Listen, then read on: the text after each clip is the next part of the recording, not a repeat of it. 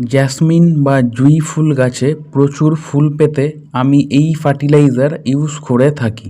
প্রত্যেক মাসে একবার করে এই ফার্টিলাইজার জুঁই ফুল গাছের টবে আমি দিয়ে দিই, যার ফলে এই গাছে এইভাবে প্রচুর কুঁড়ি আসে এবং গাছ ভর্তি জুঁই ফুল আমি পেয়ে থাকি।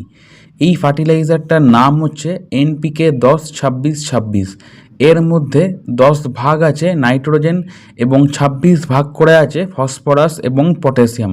নাইট্রোজেন গাছের গ্রোথ বা বৃদ্ধিতে সাহায্য করে, ফসফরাস শিকড়গুলোকে ভালো রাখতে হেল্প করে এবং পটাশিয়াম গাছে প্রচুর ফুল আনতে সাহায্য করে। এই ফার্টিলাইজার টবের সাইজ অনুযায়ী দিতে হয়। 10 ইঞ্চির টবে এরম 10 থেকে 12টা অবধি NPK 10-26-26-এর দানা দেওয়া যেতে পারে। টবের সাইজ অনুযায়ী এই ফার্টিলাইজার আমরা দেব। প্রত্যেক মাসে একবার করে এই ফার্টিলাইজার দিয়ে দেব, তাহলে গাছে প্রচুর কুঁড়ি আসবে। তো এই ছিল জুঁই ফুল গাছে প্রচুর ফুল পাবার পদ্ধতি। এই টাইপের আরও ভিডিও পেতে আমার চ্যানেলকে সাবস্ক্রাইব করতে ভুলবেন না।